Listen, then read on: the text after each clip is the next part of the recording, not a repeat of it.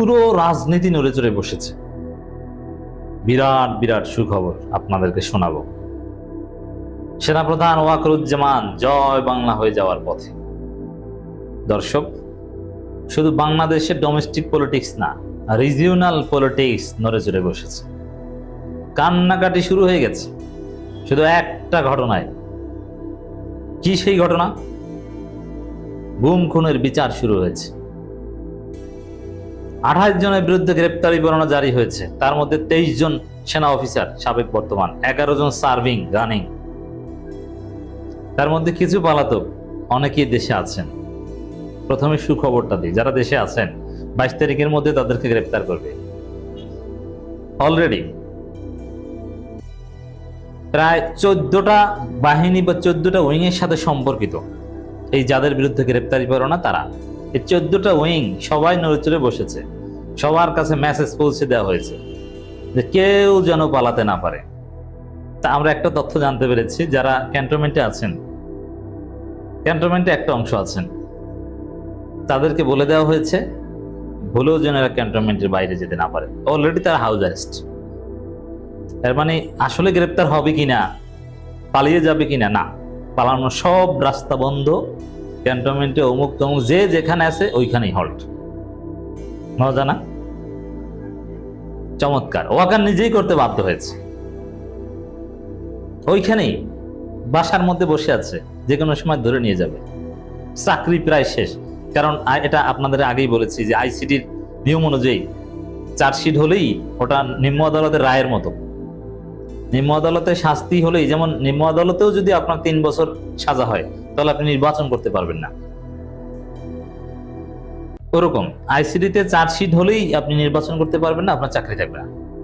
আইসিটির হিসাবটা আলাদা, কারণ এখানে আগে তদন্ত করা হয়, তারপরে আপনার বিরুদ্ধে ওয়ারেন্ট বা আপনাকে ধরার বিষয়টা আসে। আগে তদন্ত চলাকালীন সময় কিন্তু আপনার কিচ্ছু হয়নি, আপনি চাকরি করেছেন। তো এটা একটা সুখবর যে 14টা জায়গায় একদম রেড নোটিশ বা ফাঁক আটকে দেওয়া হয়েছে যে এরা যেন কোনোভাবে যেতে না পারে। ভারতের যত বর্ডার আছে, ইনফরমাল বর্ডার মানে ফরমাল যে ইমিগ্রেশন সেন্টার, তাছাড়াও যেসব জায়গা থেকে যাওয়া যায় সব জায়গায় আইন শৃঙ্খলা রক্ষাকারী বাহিনী সতর্ক, কোনোভাবে কেউ পালাতে পারবে না। এর মানে গ্রেপ্তার নিশ্চিত। যারা দেশে আছে প্রত্যেকে ট্রেস করা হয়েছে কে কোথায় আছে। জাস্ট একটা সময় তাদেরকে আনুষ্ঠানিকভাবে ধরে আনা হবে। কখন? যখন এটা সরকার কমফোর্ট ফিল করবে, তাদের জন্য সুবিধাজনক হবে, অথবা যখন এটা জাতির সামনে উপস্থাপন করলে আলাদা একটা হাইপ পায়। মজার খবর না? এটাই মজার খবর। ওয়াকার নিজেই এখন তাদেরকে ধরিয়ে দিচ্ছে। পুরো রাজনীতি নড়েচড়ে বসছে। এটার মূলত আমার এই ভিডিওর আলোচনার মূল বিষয় যে ভারতের উপর মারাত্মক প্রভাব পড়েছে। ভারতে কান্নাকাটি শুরু হয়ে গেছে।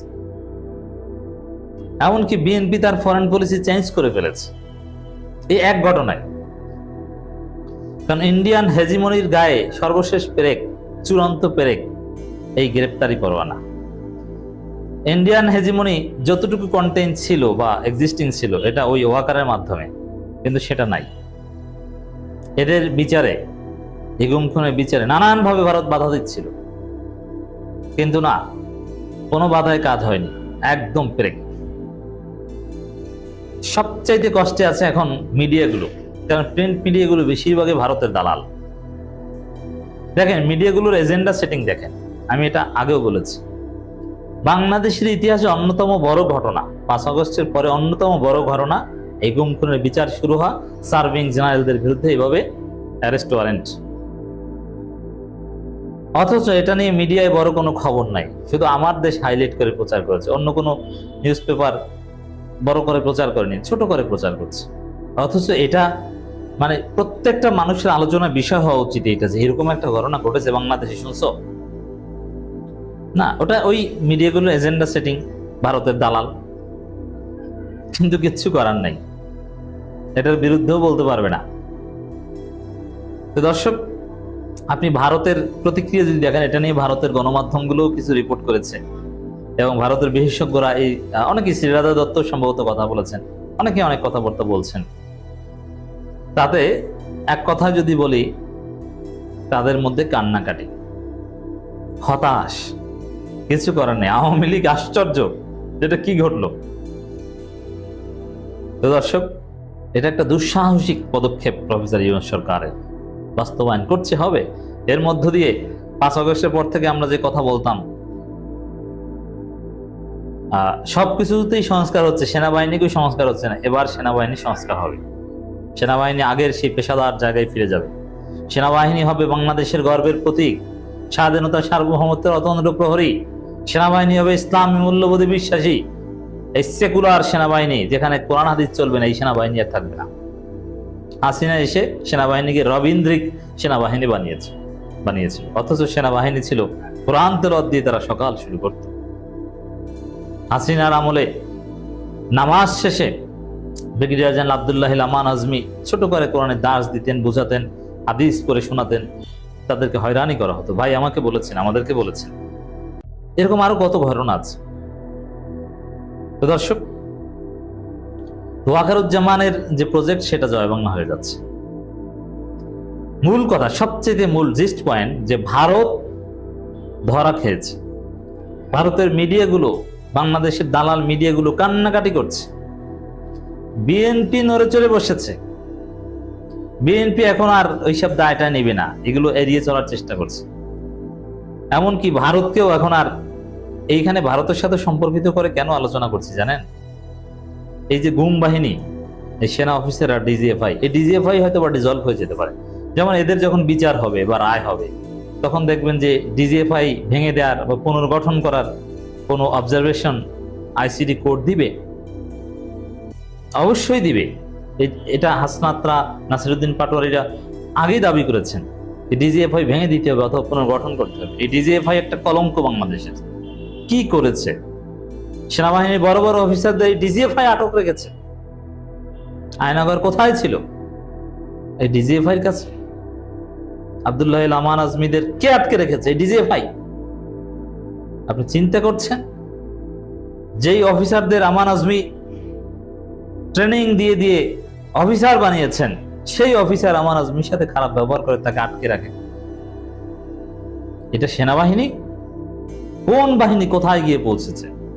অতএব এই ডিজিএফআই ভেঙে দিতে হবে, এবং ডিজিএফআই ভেঙে দেওয়ার একটা প্রক্রিয়া শুরু হয়েছে এই ওয়ারেন্টের মাধ্যমে। তো ওয়াকার টিকিয়ে রাখতে পারছেন না, পারবেন না।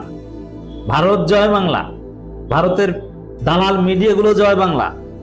এমনকি বিএনপিকে ডেকেছিলেন ওয়াকার, মির্জা ফখরুলকে যে বিচার ঠেকাতে যায় কিনা, ওটাও জয় বাংলা।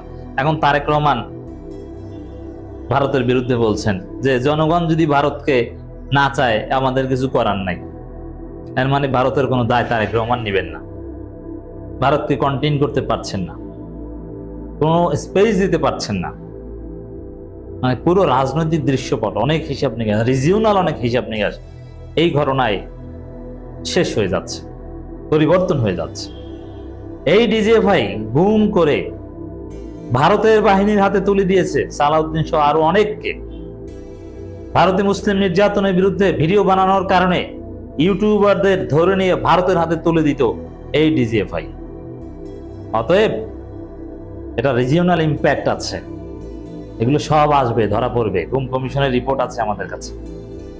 ওয়াকার সাহেব, দিন গণনা শুরু করুন।